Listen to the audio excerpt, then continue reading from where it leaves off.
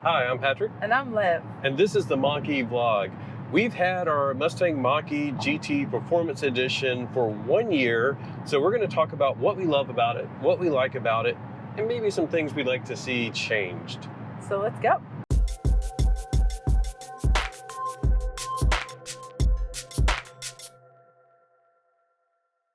In case you're new to this channel, this is BlueCruise. This is our second Mach-E, our GT Performance Edition.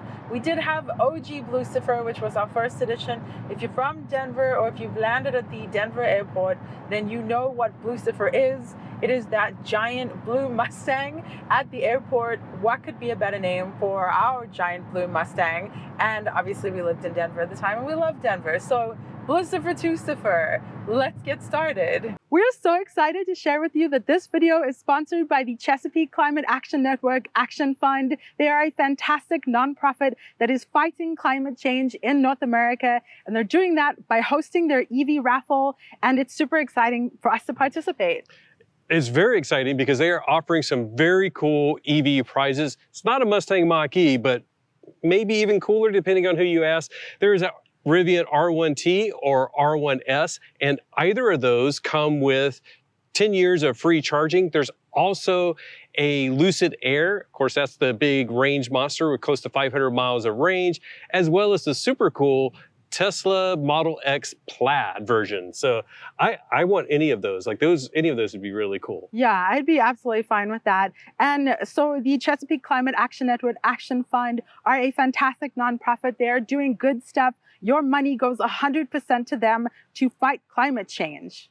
That's very cool. And even cooler, I think, is the odds for you to win. So they're only going to sell 5,500 tickets. As of right now, they just sold just over 2,100 tickets. So you can see your odds are pretty good, and it's undersold right now. So who knows, maybe there'll be even better odds for you.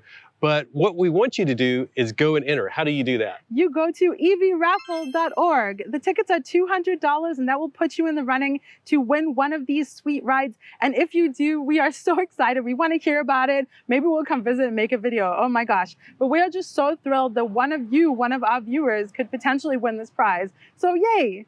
And let's fight some climate change. Yeah. And with that in mind, I have my first edition shirt that I got before we had BlueCruise, the OG, and we'll make some references to how the GT compares to the first edition, which is basically the equivalent of a premium all-wheel drive extended range.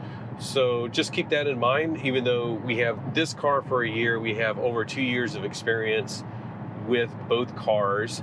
And one of the first things we want to talk about is BlueCruise. We have BlueCruise 1.0 right now, and I've been using that the whole time so far that we've been recording, and I love it. It's been fantastic. Again, this is 1.0. There are some changes coming. 1.2 is available on 2023s. 1.3 is going to come to all Mach-E's later this year, hopefully in the summer is what I've heard.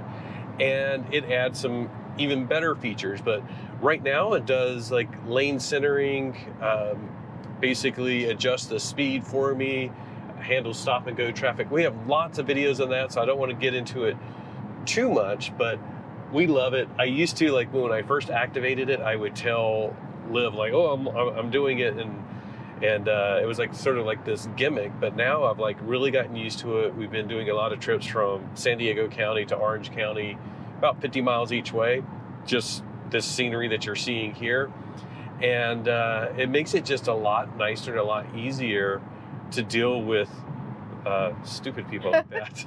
Yeah, and it dealt with that just fine. Yeah, it's been really fantastic. It's a top-rated system by Consumer Reports. Kyle Connor has compared a lot of not hands-free, but driver's assistance systems. It's one of his favorites now after running the 1.2 version through the Hogback Challenge. We've tried, Lexus and Tesla and Super Cruise, Mercedes. And it's still one of my favorites. And it's not only how it drives, but like how the system interacts. Like it's very clear when it's on. I like that it does the driver eye monitoring. So really happy with it. Really looking forward to 1.2/1.3 coming out. Can't wait for some of the new features, the lane changes, lane change assist, and in-lane repositioning. So again, if you want to see that, we'll put a link to the video above because we have lots of videos on that. Yeah, and as a passenger, you wouldn't think that you would be particularly aware. Sorry. Ooh, and that's kind of an interesting color, the burgundy. Yeah. You got to point out sweet EVs when you see them. So Lucid, looking awesome, probably never needs to charge. Anyways, you wouldn't think that as the passenger that you would notice the ADAS much, or like when he's doing any of the hands-free or the driver assistance, but you do. And I think that it's kind of interesting that when he's going through the stress of getting on a highway and everything, and the exchange and getting to where we are now, I keep quiet, and that's when I fiddle with my phone or, you know, do my own thing. And then I wait until he's engaged BlueCruise mode, and then it's like the start point of like, oh hey, so as I was thinking earlier when we were going to have this conversation, I don't know about you guys, you'll have to let us know like if this has changed your dynamic in the car, but it feels like I can be more communicative because the car is helping, I guess. That makes sense. And you can see I'm still like looking and watching people come up behind us and zip around us and stuff. It's 8:50 in the morning, so I think we're in a bit of this like rush hour, and we try to just cruise along, especially when we're recording a video, just to keep it nice and steady, and I can talk and not focus necessarily on changing lanes and getting there, 3 minutes earlier. But all right, let's go to our next section. Yeah, so I know what this one is. I don't know what charging. I wanted to talk about charging, like a lot of things that are related. Charging is, of course, a big deal with EVs. And what do you think? Charging at home? I mean, so it's crazy, but we pretty much only charge at home. We would love to. Wow, that's a nice blue. It's almost grabber blue. Sorry. We'd love to do road trips more, but realistically, we have day jobs. YouTube is now our side passion, our side job, and we do other things. So we don't have that much time for road trips. I'd say like once a year, twice a year. Yeah.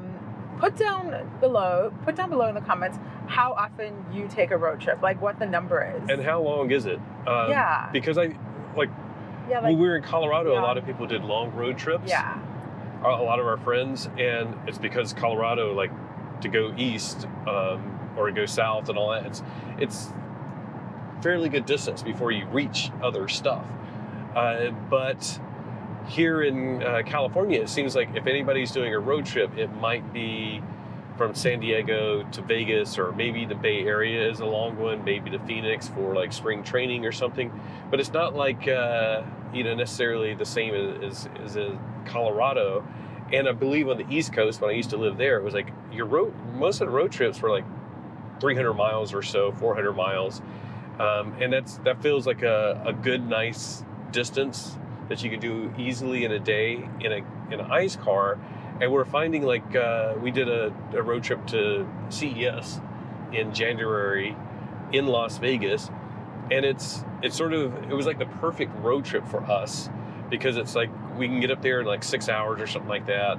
I don't even know the miles, because you don't really think about it. It's like, I know I can just get there, and we know we're going to have to stop once to charge, but we also are like, we're going to need to stop at least once to go to the bathroom, and then our stop for lunch, we charge. So we got to coordinate it a little bit more than if we had a gas car. And then, a lot of people have criticized that the Mach-E doesn't charge as fast as other cars. Well, first of all, a lot of reviewers had the Mach-E in the early days, and there's been tweaks to the charging curve. It's gotten better, it's gotten faster, it's faster above 80%, but it's fairly good. And my point again and again is, if you're doing something like a trip to Vegas and you got to stop once to charge and you're going to eat, does it matter if it's done in 20 minutes or 30 minutes or 40 minutes? Like we're going to stop and eat. It takes us about 45 minutes to plug in, go to the bathroom, get food, eat, get back out to the car. So I really don't care, and the car is fully charged or charged up, well above 80%. So it's been fine and perfect. Of course, Liv and I both know the big elephant in the room for charging is the charging network. I don't think that the charging speed of the Mach-E would be that much of a worry if the charging networks were reliable, right? Since they're not, I feel like I understand the fear of wanting your vehicle to be as souped up as possible, as fast charging as possible, although that could complicate some things as well. So the network is really unreliable. And now, unfortunately, this is something that we've had to experience through watching people on Rate Your Charge, watching other people's YouTube videos, because we've actually had really good experiences ourselves. So we have a road trip coming up. We're going to Tesla Takeover. Not sure when we're going to get this video up, but probably the week before Tesla Takeover. So we'll charge once. Yeah. Or this week, but we'll charge once. Probably so we'll once see how each that way. goes. Yeah, once each way, and we'll share about that experience. We've never had any charging disasters. We've had charging irritations for sure. Yeah, most of the time it's gotten better recently, but I'm seeing reports out there and people are complaining that it's getting worse, but we've seen it get better for us. We've seen them get more full, and that's, when we first took a road trip in original BlueCruise first edition, most of the time we were the only person at the charger. Now a lot of times we see more people.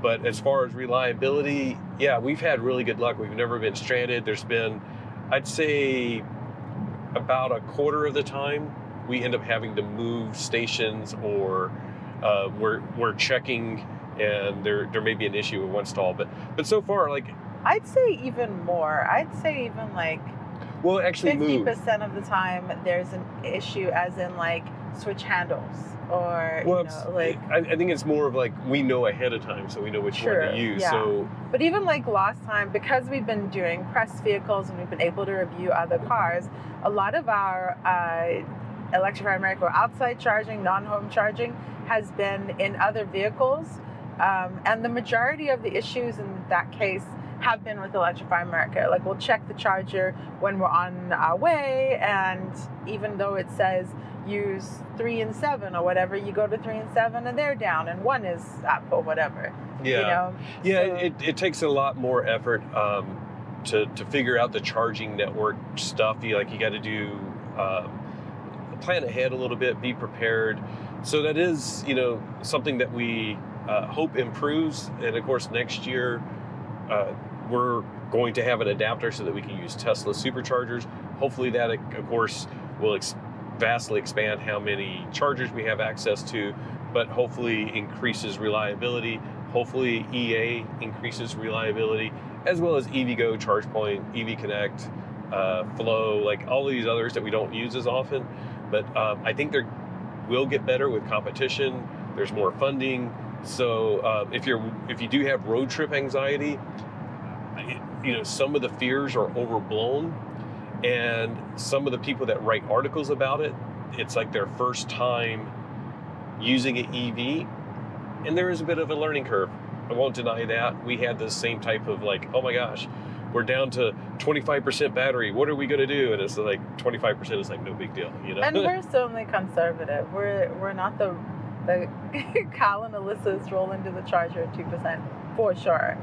But yeah, basically take people's opinions on the charging situation with a grain of salt and research it more, right? Yeah. Yeah. And then otherwise, Us too. BlueCruise makes road trips better. The charging has been good, needs improvement, but otherwise, this is my favorite road trip car that I've ever owned. It's just a fantastic, comfortable, relatively quiet. Cabin is pretty quiet. Are we switching to the next category now? Yeah. Let's switch to the next category, ride quality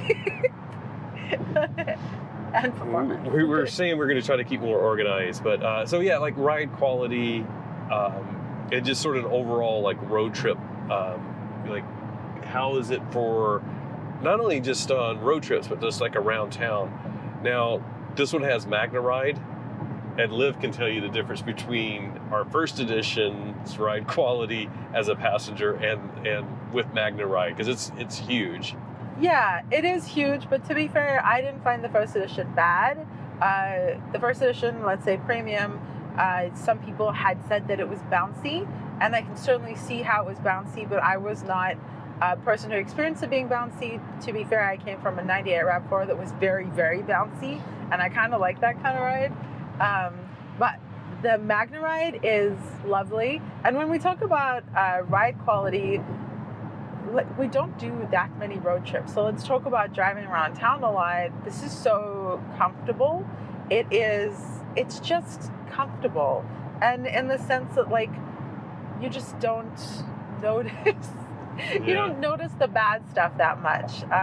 It's hard to notice when things are good because you just settle into the comfort of it. But part of ride quality is what you like, and what the purpose of the vehicle is for you. So like we were in an EV6 GT, which had a very firm ride, I think, and I sort of expected that, and it was appropriate, I think, for the EV6 GT. But I for day-to-day driving, I think this has better ride quality, and with the MagnaRide, it can still handle very well. So the suspension of this has been a plus, and we've been in other vehicles. The Lexus RZ450e did not like the ride quality on that. He didn't like it, but I did, and it was bouncy. And your mom and dad did not like it either, especially in the back seat. And of course, one of the biggest competitors is the Tesla Model Y, and one of my biggest gripes about the Model Y is like the suspension was too firm.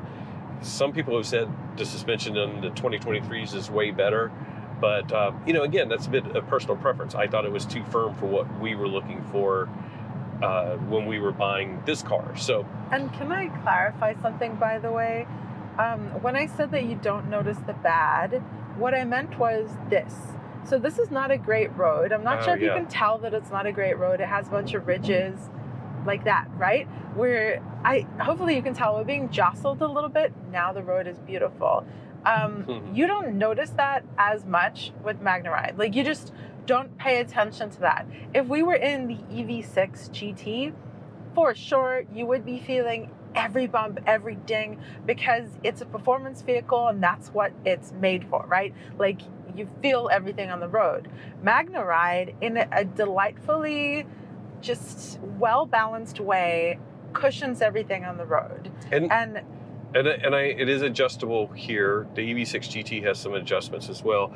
But when we want to go into the mountains and have fun, I could switch it to Unbridled, and it's firmer, but still very nice ride, and we can really throw it around, and it handles great for doing that type of stuff, which is, again, pretty rare for us because we live in an urban area. But I mean, Colorado used to love going up to the mountains, but something that we'd find when we did that was that there was always a lot of traffic. So Patrick would be like, yes, I can let loose, and there's traffic. Okay. But I do want to clarify, by the way, the word cushion. MagnaRide is not cushioned as in like you feel like you're in a boat or whatever. It feels still responsive, but it feels like like the curbs are cushioned. I don't know how to explain it. Because like the Mercedes EQS, it feels like you're floating on a sea of silk or something. This feels responsive, but soft, actually. It's controlled. Controlled and comfortable, yeah. Really like it. And, sorry. I changed lanes, and it's like it wanted me to keep my hands on the steering wheel. And now you're back in BlueCruise. So the other big issue, of course, when we're talking about doing road trips and even sort of around town, a lot of people want to focus on range and efficiency. And this is something that we can talk about with the GT, but we have driven like the California Route 1. We have some videos on that doing range tests, as well as our first edition, as well as the GT. And, of course, they all have different estimated ranges. And it's very true. Like, as we drove them, we experienced that quite a bit. This is the lowest one of the lower trims for the Mach-E as far as range. It gets 260 miles EPA range, and we find that's fairly accurate. We got in a car this morning, and I was at 90%, and it said I think I had 234 miles of range. So you extrapolate that out, it's about right on 260. I find that to be fairly accurate. We have done some long stretches at about 200 miles in this car at freeway speeds. And if you don't know, EVs get far less range when they're doing, 70 miles an hour, or like across Utah, 80 miles an hour. This one is, it's efficient enough, and that, we never have a worry about making charging stations. But I got to tell you, if you do want the range, go for like the California Route 1 or a rear-wheel drive extended range Mach-E. Those are fantastic in range, and it's like, it doesn't seem like you're like, okay, this one's 260, the other one, well, the Route 1 is 312, I think. But it just kept going and going. Like it's a huge difference. If you want range, that's available with a Mach-E, but 260 is fine for us. It's way better. Going back again, don't want to mention the Lexus RZ 450e, but that one had 196 miles of range. But I can mention the EV6 GT, which you may compare it because there's both performance vehicles. That was 206 miles of range, and I felt like when we had that one in Denver while we were on a trip there when it was chilly, I felt like I was always worried about range. And the same thing with the Lexus. Yeah, and like, not to throw in future stuff, but with the LFP batteries, that's going to change some of the way that you can assess a Mach-E's suitability for you. You can obviously charge them to 100%, but they have a little bit less range, right? No, they actually have a tiny bit more range, like is it more range? Like 2 miles more. But what's significant is, like you said, you can charge them to 100%. And what we mean by that is, on a daily basis, they recommend the current Mach-E's only charge to 90% on a daily basis to protect the battery because of the battery chemistry the way it is. The LFP is a new battery chemistry that is okay if you charge it to 100% every single day. So even like basically the range is the same, you have sort of more usable daily range because you can go up to 100%. Still doesn't matter as much on road trips because you still want to stop at about 80% because it doesn't charge as fast above that. What's the next category? Performance. We can ramble, so we're trying not to ramble. Efficiency and range, we talked about that. Interior quality. Oh, yeah. Well, and mostly we want to talk about this because the interior, the cabin is quiet when you're driving. There's no rattles. We've been in some other vehicles, and I don't want to call them out on their build quality, but we've been in other vehicles, and it's like almost every single one has like from that brand that we've been in has had creaks and rattles, and this is just solid. The doors feel solid. Part of that is because it's a framed glass. I think that gives it a more solid feel, but it's just very solid.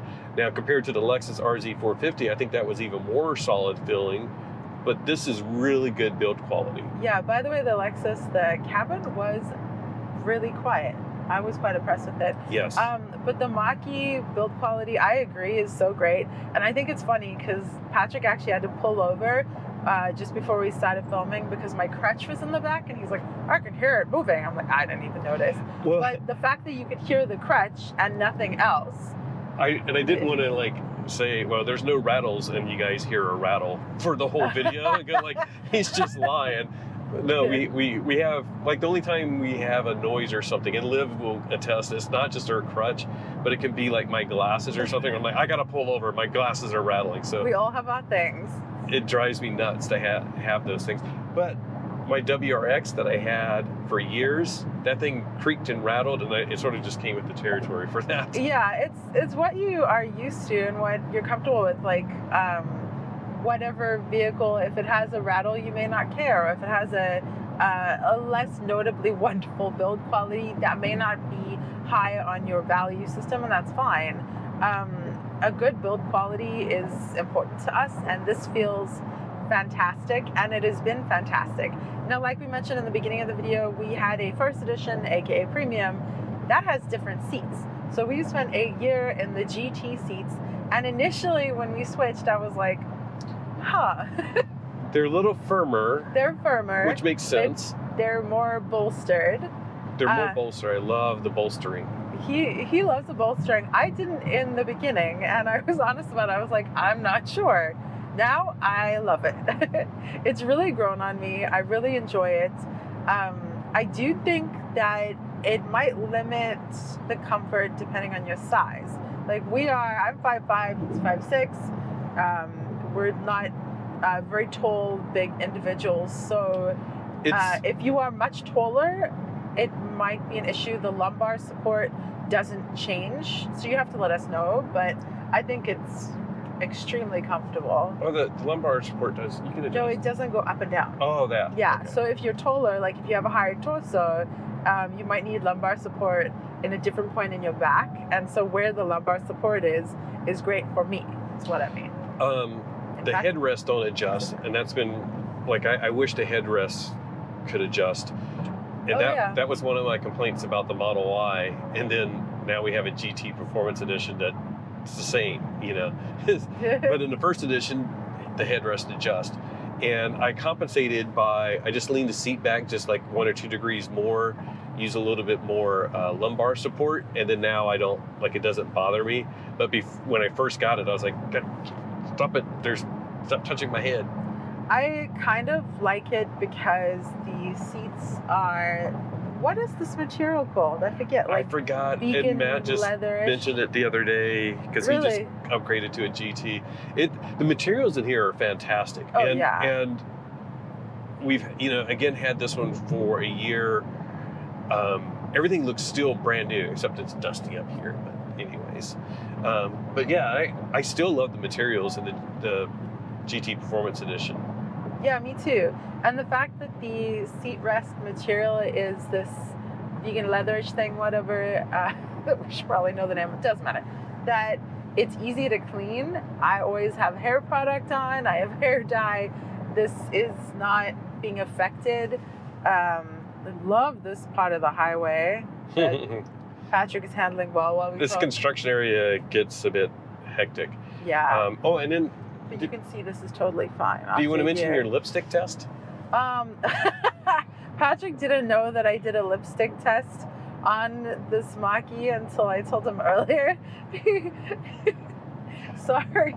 So we have white thread and it's just a grayish faux suede. It's a gray thread and a faux suede. I'll put some B-roll over right now to show you what it looks like.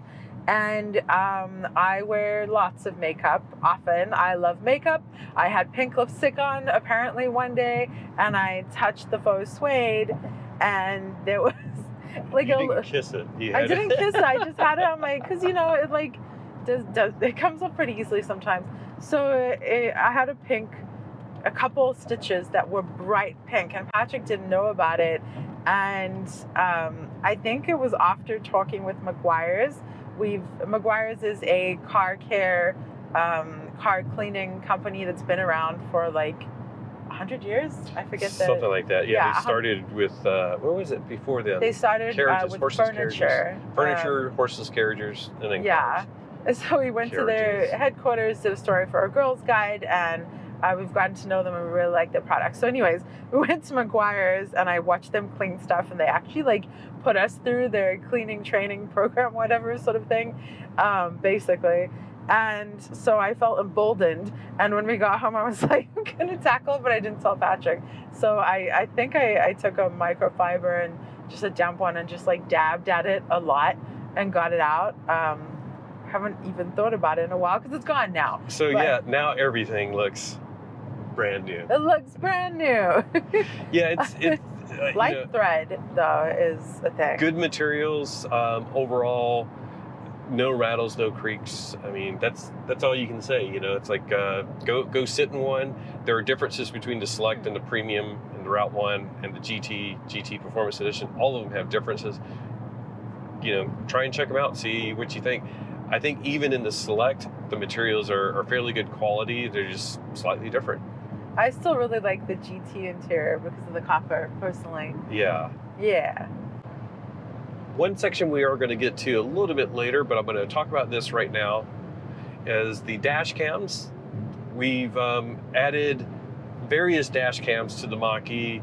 Sort of wish that we could just use the built-in system, but some advantages about adding a dash cam are, one, you get to pick the placement.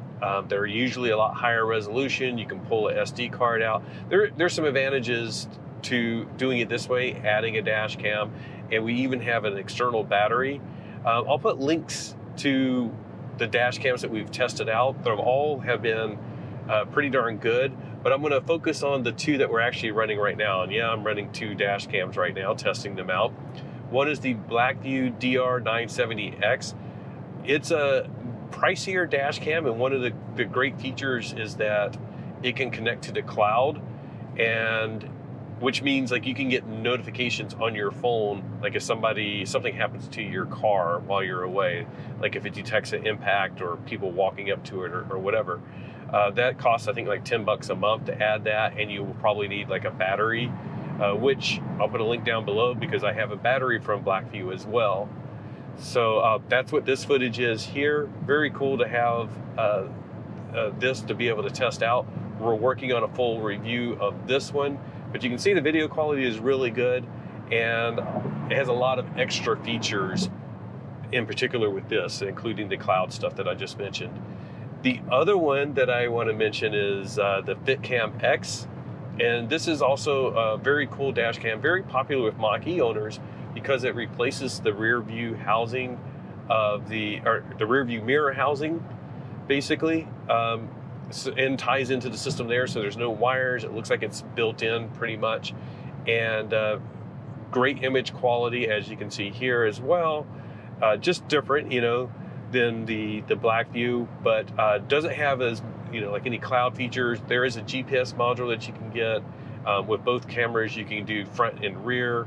But anyways, just wanted to mention that's one of the things we've added. We also looked at the Viofo, which is the one we run normally, the one we've been running for the past year. We love that one as well, and we have some others that we're going to be looking at soon. So if you want to add dash cams, very easy to do. Check out our videos. We'll have multiple reviews of those, and if you like these, links are down below, affiliate links if you want to go give them a look. All right, we've pulled over, and now we're going to share what changes and things we've added to the vehicle and what things we wish were changed or added to the vehicle. So first things first, we added these rubber inserts. They were sent to us from AOSK, and these are obviously grabber blue to match our grabber blue Mach-E. You can get red ones, white ones, which glow in the dark, super cool, and black ones, I believe, right, Patrick? Yeah, they go all over the car, so we have one here in the center console as well, but they sort of like prevent things from getting a little dusty and dirty and easy to clean. Yeah, this is really an aesthetic thing. They're like $20-something, I think, and then you get a whole bunch for the whole car, so it's a fun thing to add. But we are now in a place that is more humid than Colorado was, and I found that my beverages are sweating a lot more, so I've actually been really glad. I've been really glad. It doesn't look sweaty right now, but I've been glad to have that buffer between the vehicle, the bottom of the cup, and the sweaty bottle. Something else, since you were down there, that we did add, you see this carbon fiber. This is a stick-on, also by AOSK, I think. They do a whole bunch of fun stuff.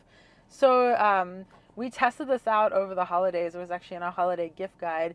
And then we just finally stuck it down, and it's really nice. I really, really like it. While you're there, just tilt your view up here. And the addition that we made here is that we have added a, I'll say screen protector, but you don't really need a screen protector.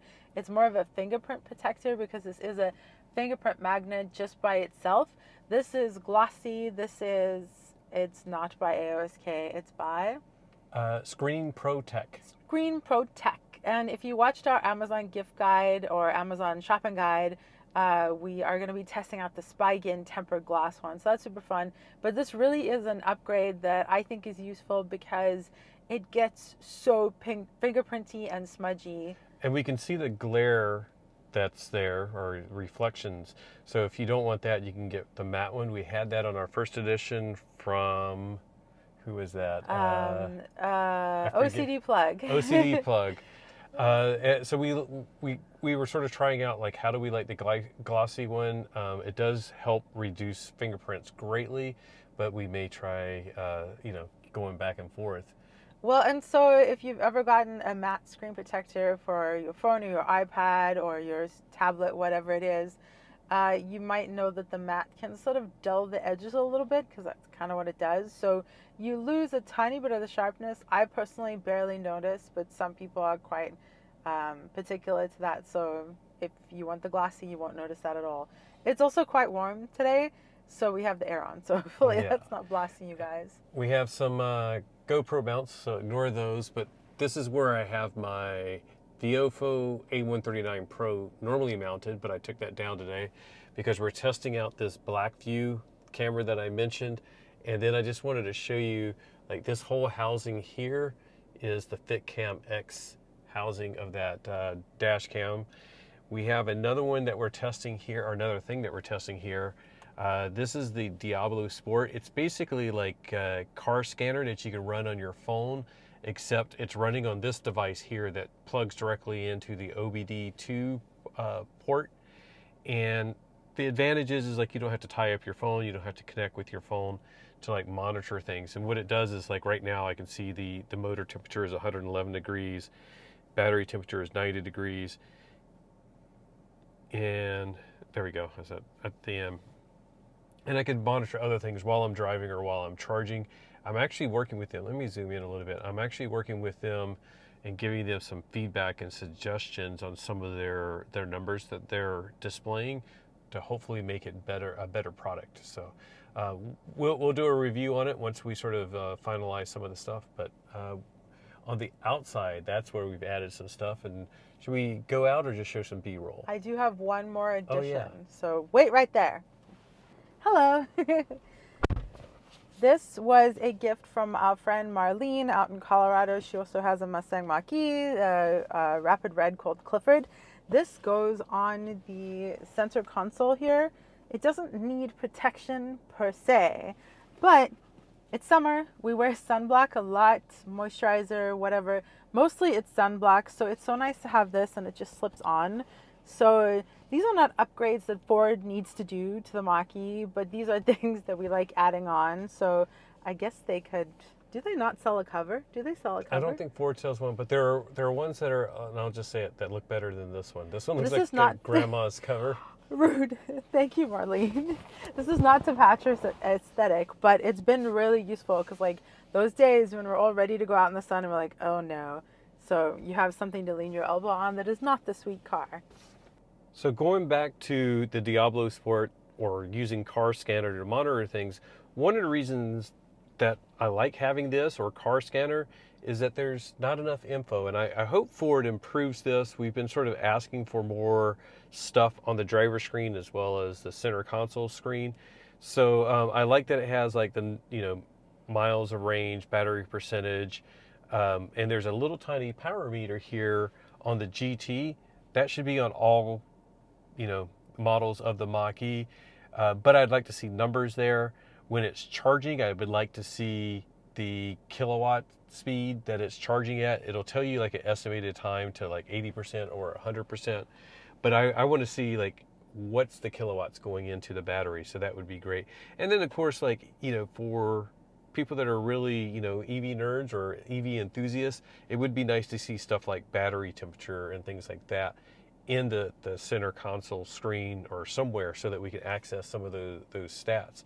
Now, going back over here, we're going to dive into a little bit of, like, things that we want Ford to change in addition to, stuff like the stats there. But we also, like, if we are doing route planning, it's actually a fantastic system.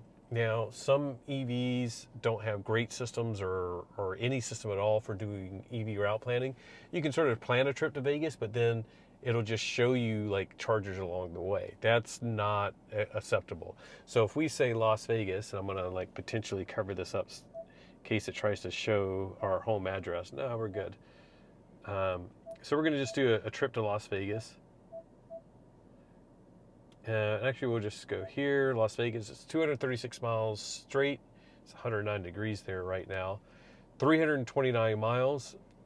So if I say go, obey traffic laws, be alert and use voice commands while driving. As quick as that, it has the route for us. Now we have to do 2 charges to do this because we're at 38% right now. But that's how quick it does the route planning. So one change that I want to get, like if I click on like our first charging stop, it really doesn't give me a lot of info. First of all, I want it to say like, where is that Electrify America? It's at Walmart. Yay, that's great. But what city is that in? Like I know what cities are between here and Las Vegas. So I sort of need to know like where that actual Walmart is. That would be super helpful. The other thing is and I don't know if it's Electrify America's fault or EVgo or whoever we're going to be stopping at, or Ford's fault, but there's not real-time data on the charging stations. I'd like for it to let me know what's going on with that charging station. Let me know if there's 1 of 4 down, or in a couple of instances, Electrify America has taken the entire station down, but the Ford navigation system doesn't know. So again, I don't know whose fault it is, why the data isn't real time, but it needs to be real time, and that would be like a huge improvement, and it's like a huge necessity. Overall though, I really do like the navigation system. I use it often, even though like I'm traditionally like in CarPlay or Android Auto. I love that we have CarPlay and Android Auto. That's super cool. It with CarPlay and Apple Maps, if you do routing, it actually does EV routing as well, and will show you your directions on this screen, directions on this screen, and it does estimated like battery percentage for your destination. So very cool to have that integration, but also the built-in navigation is really nice. They've updated the UI, the user interface via over-the-air updates. One of the biggest advantages now is like there's a quick 360 camera button, so I can just tap on that pretty much, you know, anytime I want it, going under like 10 miles per hour or so. There's also the CarPlay button, so if I want to get back over to CarPlay quickly, very easy to do that. And that, you know, that's like some of the big changes that they've introduced. Of course, the dial button that normally is only for sound, but like they've updated that. So now if I tap the temperature, I can go over there and adjust the temperature. Same thing with like the seats and everything. So it's really cool seeing some of those over-the-air updates. And speaking of over-the-air updates, Ford has been doing a good job of rolling stuff out. Like with our first edition, we got BlueCruise sent to us via an over-the-air update. With BlueCruise 1.3, it's going to be the same thing, over-the-air update. But they've sent out other updates and changes, like they've remapped the braking slightly so that it's a little bit smoother braking. They've added preconditioning, which is great, but it only works if you use the Ford Nav and navigate to a charger.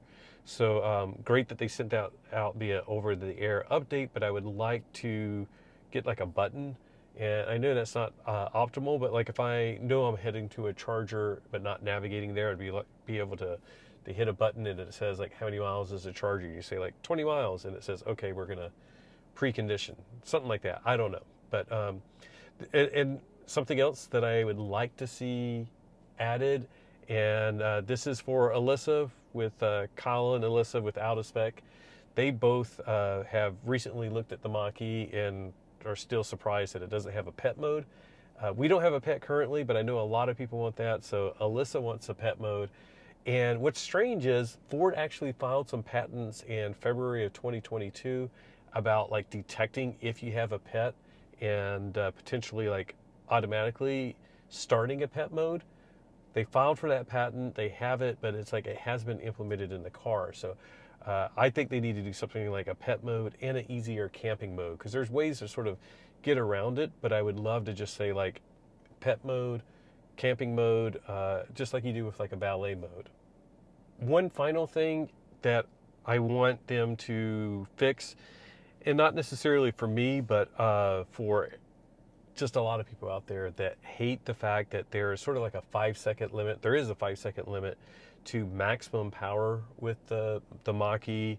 And of course, if you have a Mach-E GT, that's the performance version. You don't want like a 5-second limit to the power or max power.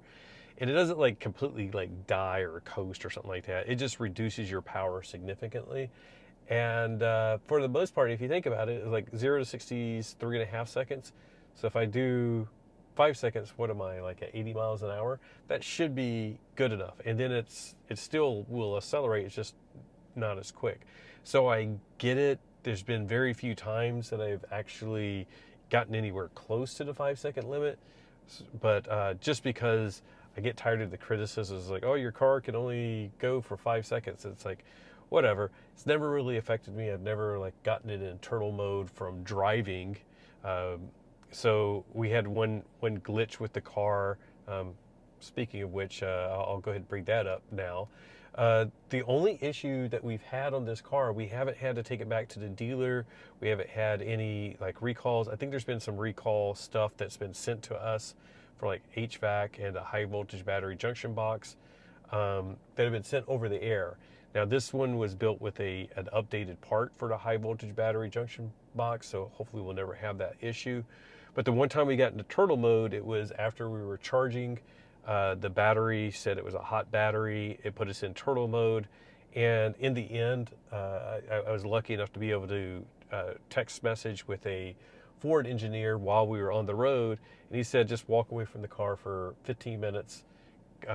Make sure the keys are with you so that the car can go to sleep. And then when you come back, it'll wake up, and that's like a reboot of the car. So the only glitch that we've had, or only technical or mechanical issue that we've really had, and that was the fix. So if you do have anything weird with the car, that's not a bad first step before you call a tow truck or something like that. Just walk away from the car, come back, and it may resolve itself. So good reminder. And that, by the way, is putting the car in sleep cycle.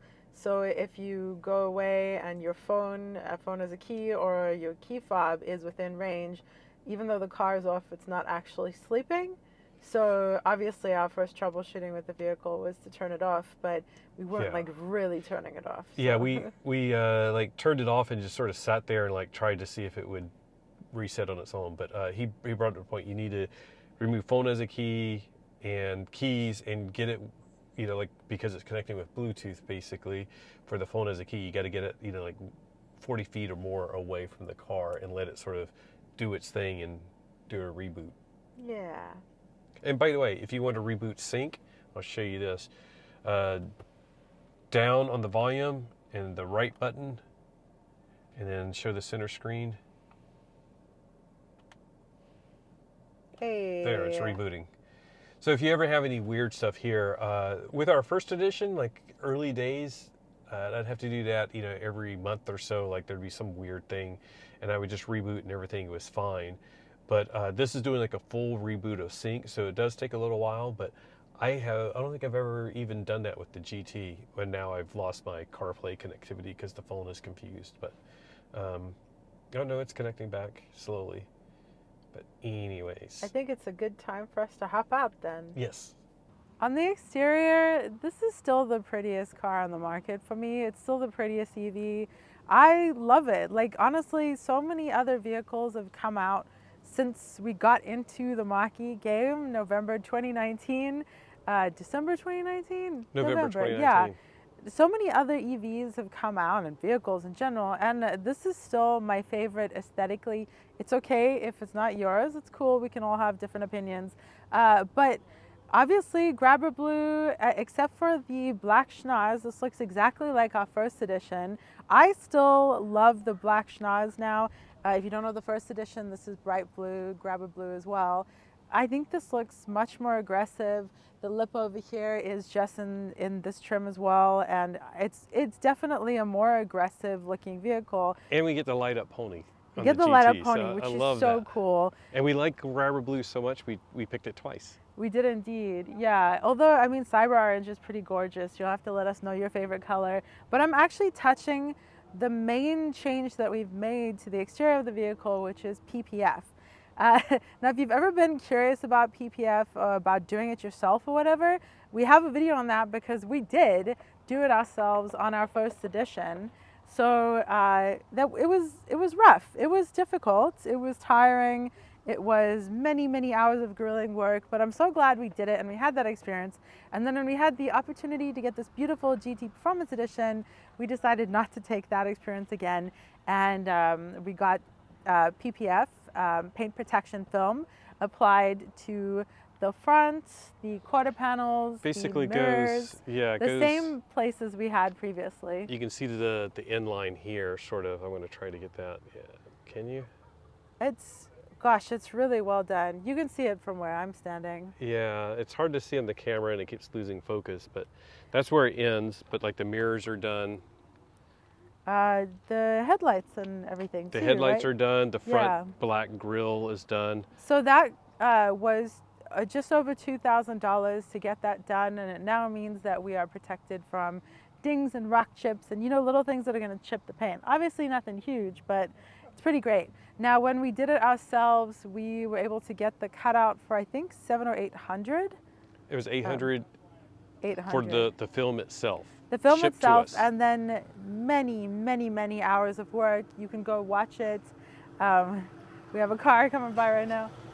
But so if that's something you're interested in, it really is wonderful to know that your car is protected. You know, there's always some kind of debris on the road, and it's just those paint chips are unavoidable unless you have PPF. You can certainly get ceramic or whatever, which we haven't done yet, which we'll go into, but PPF is pretty great, and I'm so glad that we did it.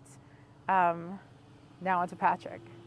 So as Liv mentioned, we don't have ceramic done on it. Last time we did like PPF, and then we immediately did ceramic on top of the PPF, as well as like the just painted portions. And part of it was we didn't have time and we got busy with things. The other thing is like you got to be like, there's a process to doing ceramic and making sure you do it properly. And we just didn't have that for a while. So we've been doing like wax and stuff with using products from Meguiar's. We got to go visit them. So right now this is just, you know, a pretty wax job on this. We also, I did want to mention, we ended up adding a little bit of extra PPF on our own. And this is from, I can't remember the name. It's TWraps? TWraps, gosh. TWraps, they're a company that does like Tesla and Rivian and now Mach-E PPF, and they can sell you some stuff to do like just the front. They have some interesting kits where like if you want to black out your Mach-E Premium, they have blackout kits for the wheels. Not one for the GT, but they also sell PPF that goes, for us, the one that I was interested in was the one that covers this piano black stuff here, as well as on the B and C pillar, and even the, that's the C pillar. So anyways, and it comes up here, like, so there's actually a dividing line here. And I wasn't sure if I was going to put that on or just try to protect the black. I don't know if you can see the dividing line. I think so, yeah. So I like putting it up here because that's where you'll get a lot of, you know, debris and rocks coming up. So super easy to put on. And what I did is like I put it on this side, and we were actually in a rush. But then I didn't get a chance to put it on the other side, so I left that. And it looks identical, like when you're just, you know, going back and forth, it's really hard to see the difference. But on the other side, there are like some little micro scratches, and I'll see if we can walk around and get that. Here we got some like dirt and stuff, and this is one of the things that I like is like, okay, that's some debris on it. And if this was the piano black, I wouldn't want to like rub it because I would worry about scratching it. But it's like, that's the PPF. If I do anything wrong to it, you know, it's just something I could actually take off and reapply if I really scratched that. So let's walk over to the other side real quick. and see if we can see the difference. Depending on the lighting, and I don't think we will, like maybe if you come from this angle, but it looks the same. And I'm pretty careful about not scratching these, but we've seen a couple of Mach-E's where around the button, and I don't want to point out anybody, but people with longer fingernails or fake fingernails, they can touch around here, and as they're grabbing and stuff, they can leave some scratches. By the way, I do just remember, isn't this where we had the ding? Yeah, we did have a door ding, and I was going to mention it, but I can't see. Yeah, so we had our first door ding. It was a real bummer, but we had it prepared. We had it repaired. Did we do a video? We did not do a video. I don't know if it was valuable We did a video. enough. But anyways, it's gone. No, we recorded a video. We didn't put it out. Yeah, exactly. So yeah, you just can't see it. So yeah, we've literally forgotten that we had a door ding. It's that footage, chunk of footage that we're still sitting on apparently. we hired a company for about $100 to repair it. Yeah, and it's looking great. So that's good to know. Actually, should we show you guys? So the way that they repaired it is by going in the side of the door. So you see that hole there? He had to drill in there so that he could go in and pop it out. Because you know those kits that you get that you like suction on and then pull it out from the outside? So if there's any break in the paint, then those kits could actually crack the paint worse. So in this case, he had to go on the inside. So now you know, because we almost went on Amazon and got a kit and fixed it ourselves. Okay, I guess we should wrap this up. We said we weren't going to ramble, but we sort of rambled. We had like a list of everything that we wanted to cover. I think we've covered everything. If you have any questions about anything about owning a Mach-E long term, let us know. But overall, we're still super happy with the Mach-E. This is our second, and I wouldn't trade it for anything else at the same price range. Somebody asked me the other day, if money were no object, which of the cars that we've driven would I pick? And I'm like, well, money's no object. That's like a different question.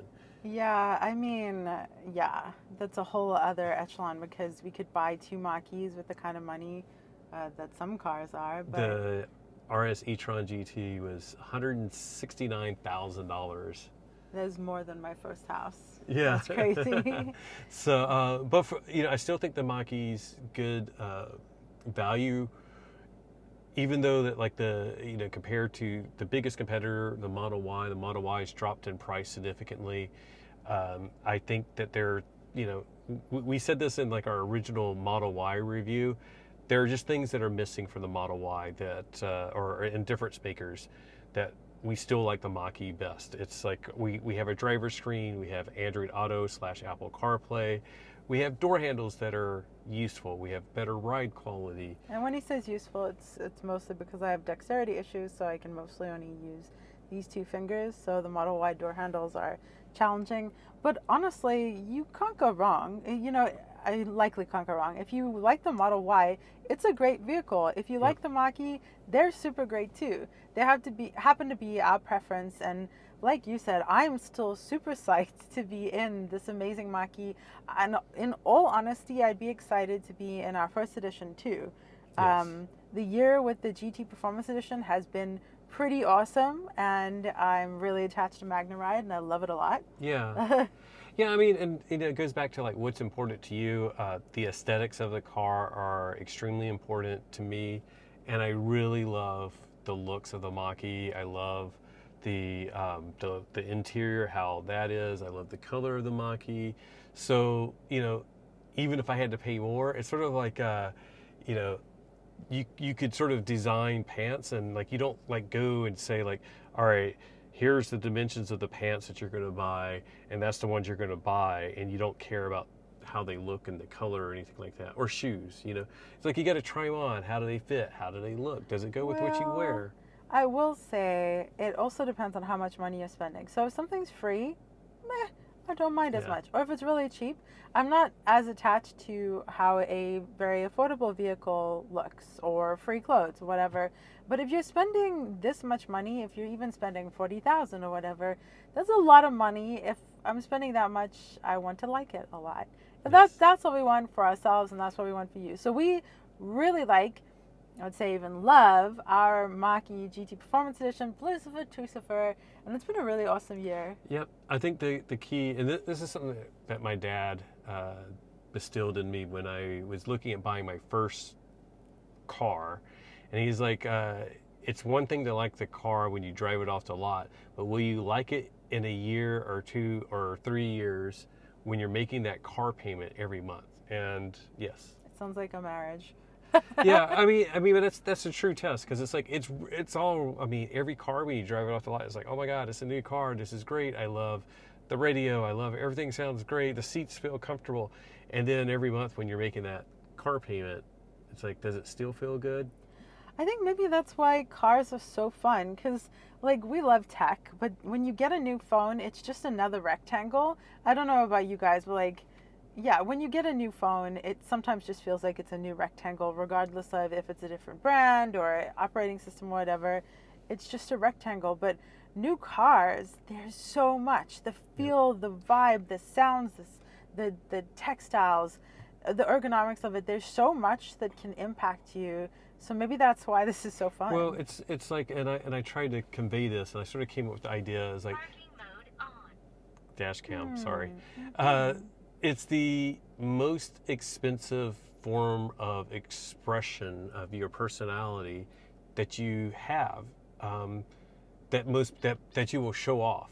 Because like you could sort of say that's your home, but like how many people come to your home? It's like your friends and family. But like your car, it's like strangers and acquaintances and coworkers.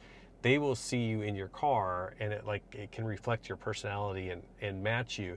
And not to say like the Mach-E matches our personality 100%, but it's just sort of an extension, you know. It's an extension of self.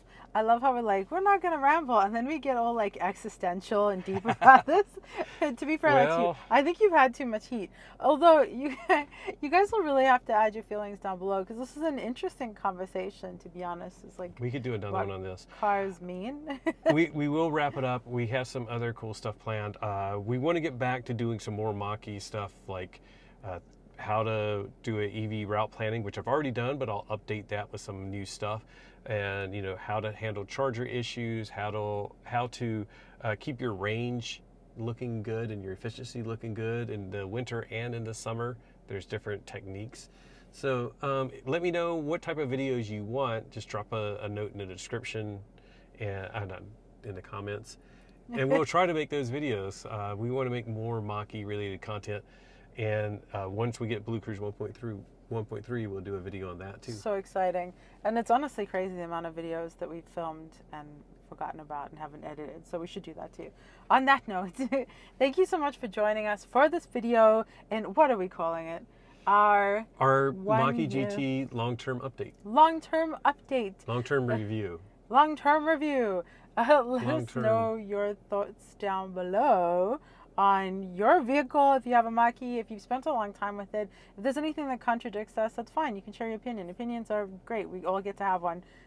It's a different saying that I won't say out loud because we'll get canceled. By the way, one other video we're going to do, I'm looking forward to doing, is what we want in like the next revision of the Mach-E. Because I don't think it's fair to say like, I wish my Mach-E had faster charging. It's just not going to happen. But for generation 2 or revision 2, that's something that we're going to put on top of the list. Yeah, and that's something you can put down below too in the comments, not the description. Is yes, what would you like to see on the next generation of the Mach-E? What? Nothing. What did he say? Nothing. I'm going to have to rewind. It's like marriages.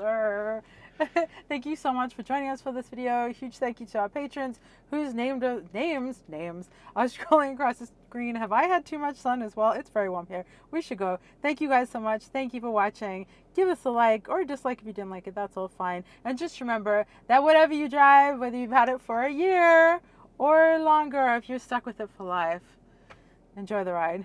Bye. Bye.